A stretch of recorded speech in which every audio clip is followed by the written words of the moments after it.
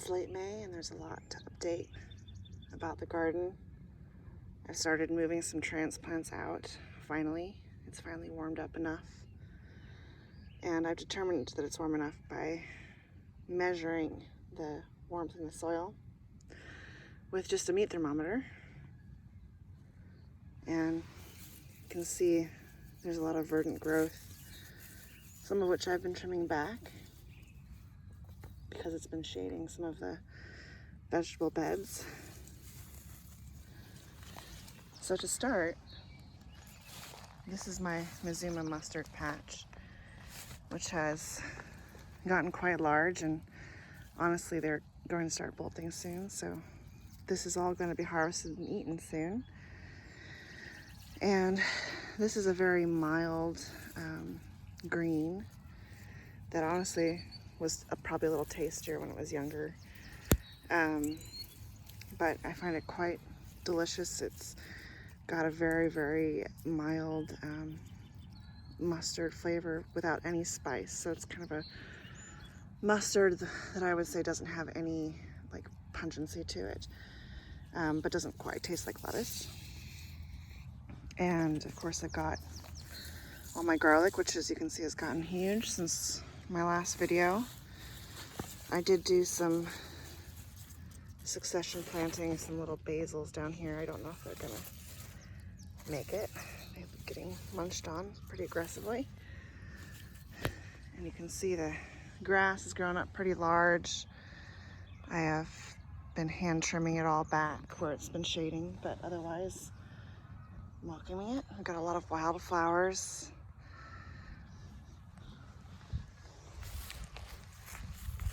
Over here, these are some calendula, which is also called pot marigold, and this is an edible flower that I absolutely love to have and is always going to be in my garden. It has a lot of medicinal uses, repels pests, and again, the whole plant is edible. So I usually eat the leaves when they're very young.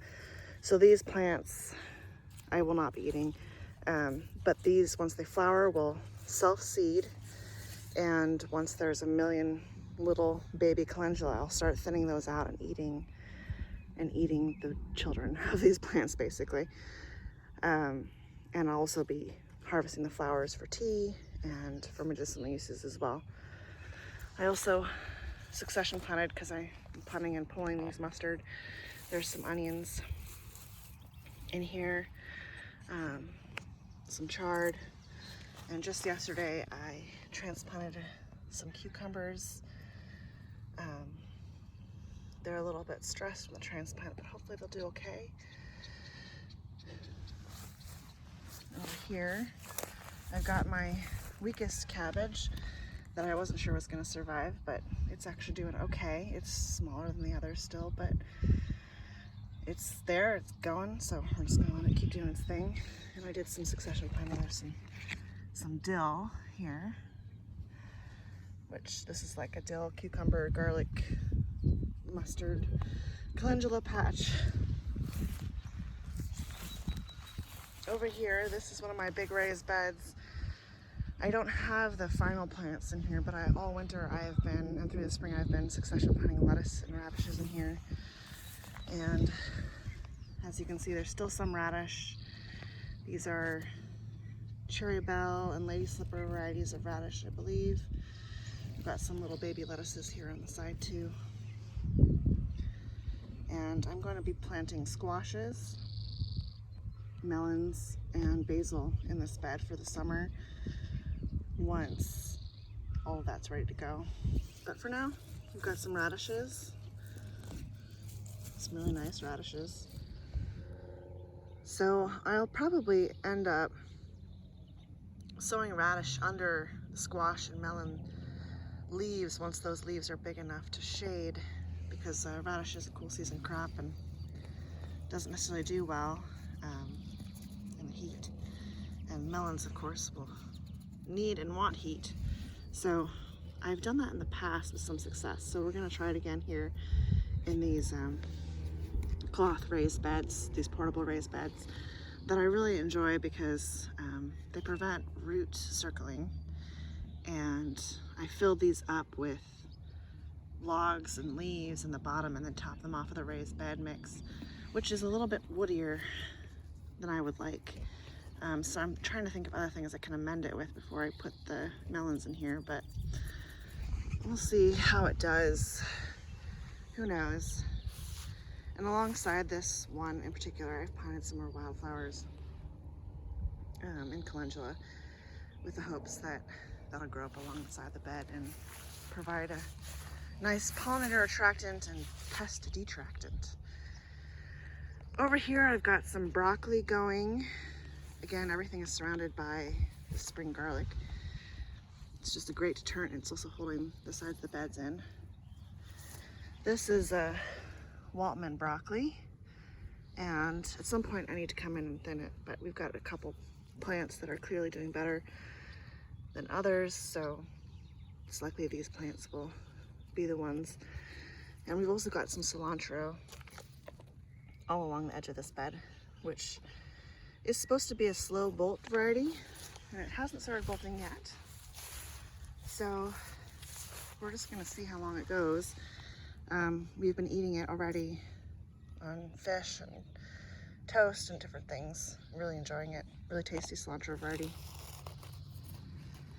This is all borage, which is another one of the plants that I will always have in my garden.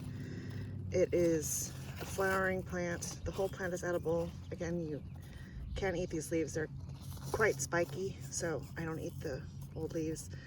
But they're famous for their pretty little blue flowers that are used in different decorative edible flower arrangements. This plant, the pollinators go completely bonkers for it. It's a good green manure, so these plants, some of them will be pulled and thrown down on the soil surface to provide a green manure cover that will rot and add some nutrients back to the soil. You can see we've got cilantro growing in here, and some carrots and different things, also just from seeds being tossed out. And the borage is one that also has a really deep taproot. It's still easy to pull, but the deep taproot helps with breaking up sort of thick soil too. So I can pull a borage and then go in and plant something with a more delicate root structure, and it actually really helps that plant thrive. In this area, again, I was all winter long doing radishes, and I've got some carrots going. I haven't done much more than thin out the carrots and eat the greens, but we've got some hailstone radish here, which most of them that I've been getting have been splitting, probably because I'm harvesting them too late. But this is a very mild radish. I got it specifically for my partner because he does not enjoy the really spicy radishes like I do, and he seems to like them, so I would say that's a success. And got some cherry bell radishes here as well. Again, you can eat the tops, you can eat the root. This whole plant is edible. As someone with chronic illness and disability, my favorite foods, they used to be spicy peppers, and my body can no longer tolerate large amounts of spicy peppers, so I'm always looking for something that gives me that same kick without the physical symptoms. And I find that radish and wasabi, arugula, mustard greens, things like that do a really good job of giving me that satisfaction. And they're fairly easy plants to grow. They're all brassicas, all part of the cruciferous family group, and again, just do very well in our climate as well. Although a lot of them do bolt once it gets warm. So here's those carrots. And again, I've just been coming in and thinning these. I just scatter the seeds. A lot of people will mix seed with sand to make it a little bit more evenly distributed. I usually just overseed and then thin because I really enjoy eating young carrot greens. So I'll eat this. Again, it's good raw. It's got a very just mild carrot flavor essentially. Good in stir fries and pestos and however you would eat greens or carrots basically. So that's how I go about that. I just overseed basically with radish and carrots when I do that, and then I thin it out and eat the things I thin. Over here I have some crookneck squash that I just transplanted yesterday. So it's a little bit stressed still from transplanting.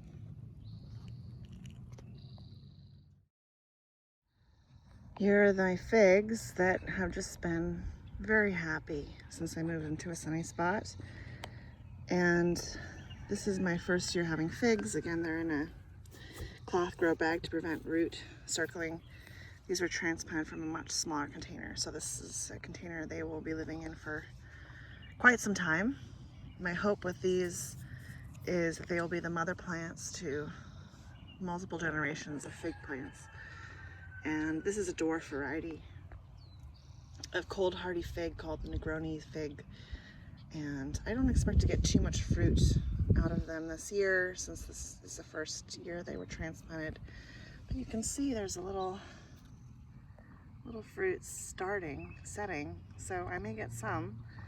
And again, I've planted garlic alongside because it's a good companion to the figs and helps repel earwigs, which are a common pest for figs. And yeah, I'm hoping that they'll be mothers to eventual permaculture forest if and when we ever get our own place. Similar story with this raised bed as the other one. I've been doing radishes and lettuce, and the plan is to do squash and melons. I transplanted this hybrid squash also from seeds I grew probably in 2000, saved seeds from 2000. And again, I transplanted this yesterday, so I'm hoping it will perk up a bit more, especially after I water it. And you see I've got some little lettuces growing here, and some radishes, and I've got some basil starting as well. The plan is to do basil along the sides of these beds, and then do these heat-loving squashes and melons inside of them. And letting those melons and squashes sort of trail out onto the ground here. I've got lots of space between these rabbit/chicken fencing and those beds to allow them to sort of take over and grow out on the grass here. Over here is this little, it doesn't look like much of a bed because it's been overtaken, but I created a little hugelkultur mound here, dug it out, put some rotten logs in the bottom along with some leaves and sticks, and then filled it in with native dirt mixed in with grass clippings and things like that. So this mound is sort of an experiment. We've got very heavy clay soil in this area, so it's got a lot of nutrients, but it doesn't have a lot of organic matter that makes it loose and nice for most vegetables that like sort of a loose, high nutrient soil. So anyway, I'm planting some, obviously we've got a cabbage here. These purple cabbages were planted very, very early. That's why they're so much bigger than all the other things here. But I also direct seeded some kale, different varieties of kale. And we've got a very scraggly little bean here. I've been having issues with the beans so far. They've all been getting rust. You can see I've got one healthy bean over here from direct seeding. And I think they just have been getting rust because, again, we've been having a very wet year. So I'm gonna try replanting as it gets a little drier. We're starting to get warm and dry again. So it's possible that would be the main issue, is just the level of humidity. So again, lettuces, carrots. I just planted this, transplanted zucchini. I'm not sure that's going to do well. This zucchini all of my zucchini got chewed on by an animal. When I brought my transplants out to harden, an animal came in and just nommed on all of the stems. And this one, I stuck it in water and rerooted it. So I don't know that it's going to be very good. So I'm probably going to direct seed some zucchini today and see how they do. And again, here's the biggest of the purple cabbage. You can see I removed some of the leaves, lower leaves that were being munched on. Has not started to head yet, but I expect it will soon. Again, another crop that likes the cooler weather. And if it doesn't head, I'll just be eating the leaves as is. Again, another brassica, and the leaves are edible. So, and they taste like cabbage, surprise, surprise. I got some more broccoli that I direct seeded here.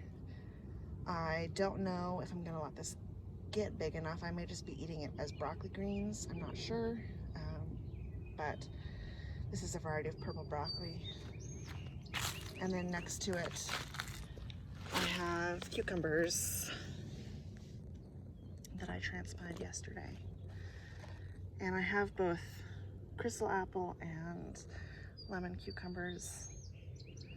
And one reason I'm thinking not to keep the broccoli here is cucumber and broccoli next to each other aren't great companions.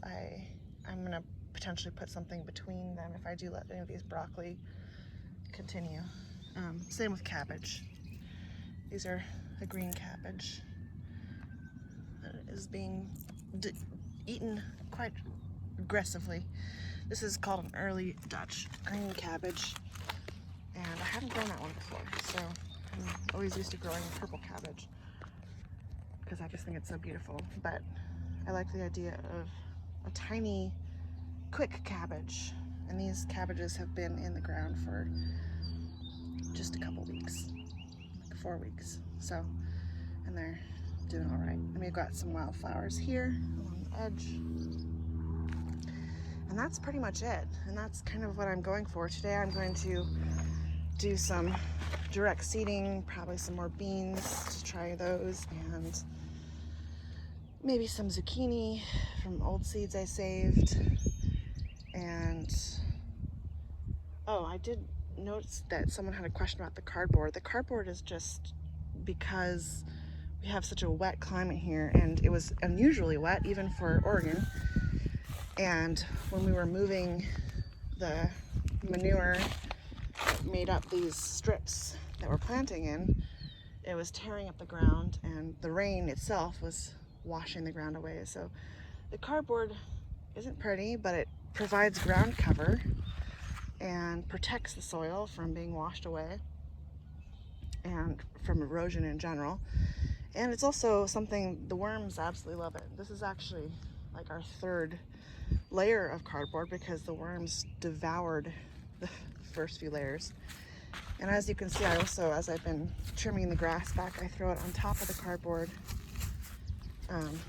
so that it doesn't reroot and dies essentially. And we can use that grass then once it's gone as mulch. So that's what we've got going on here.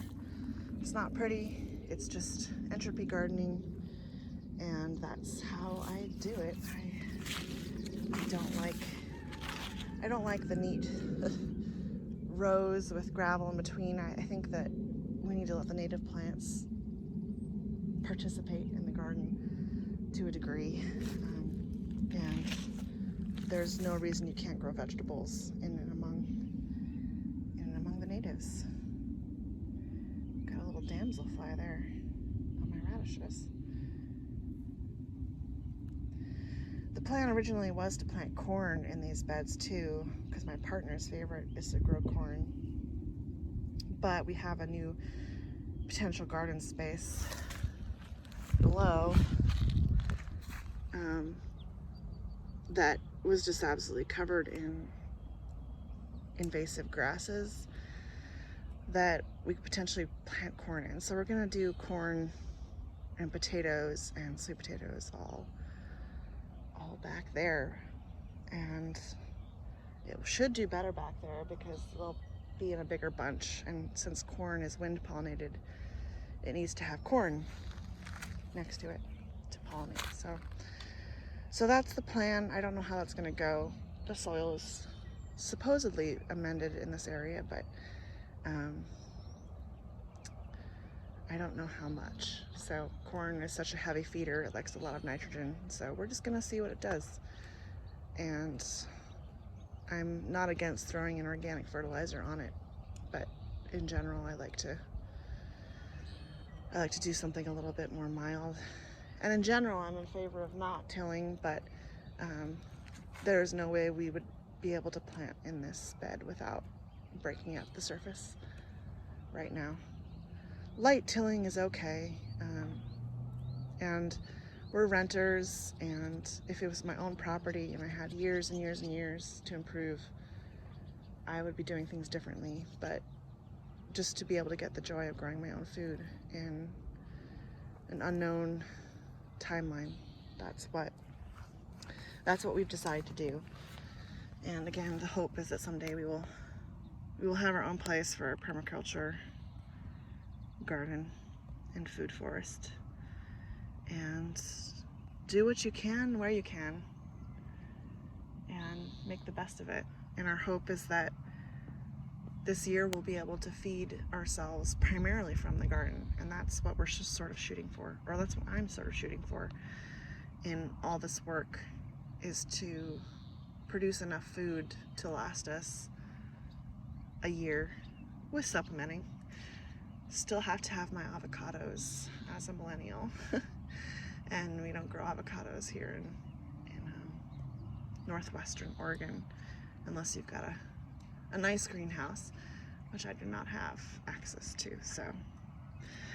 So that's the plan, and I'm looking forward to continuing to show you things as things come in and grow and probably die too. I don't like to say that I am always successful. There's always failures in the garden, always weird mishaps, always experimentation, and I'm lucky enough to have resources to do that experimentation, and I enjoy it thoroughly. So I'm happy to share that with you as well. Looking forward to continuing.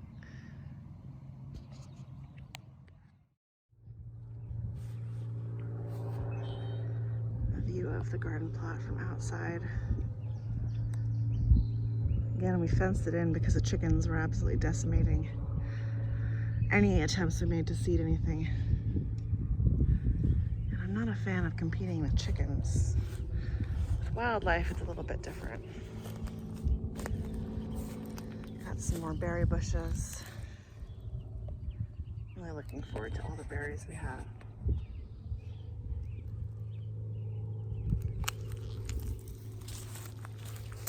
Wildflowers.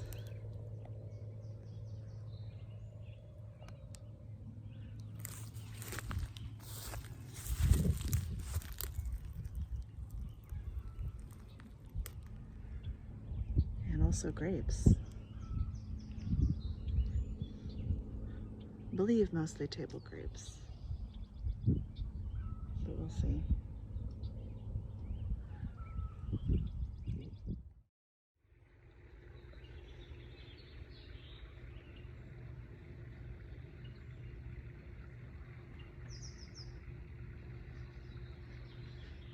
Overwintered kale is blooming.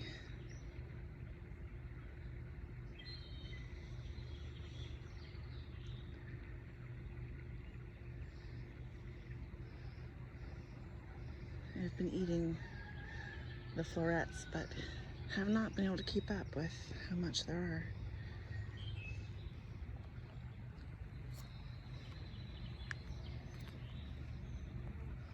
I have, however, been keeping up with the lettuces. This is the third, I think, succession planting. These are all just a tiny organic mixed lettuce in this semi-shaded area back here. Got a nice mustard And of course, purple cabbage, nasturtium. Nasturtium does all right in part shade, so for those of you looking for something fun, edible, salad greens, peas. These are called mammoth melting peas. And I haven't grown this variety before, but look at these cool variegated leaves. First I thought they were insect damage, but then seeing pictures, looks like they all have that. I just have them on tomato cages right now.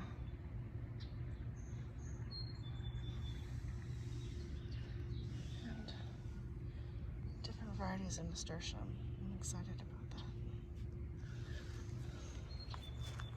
So yeah, that's a shady bed.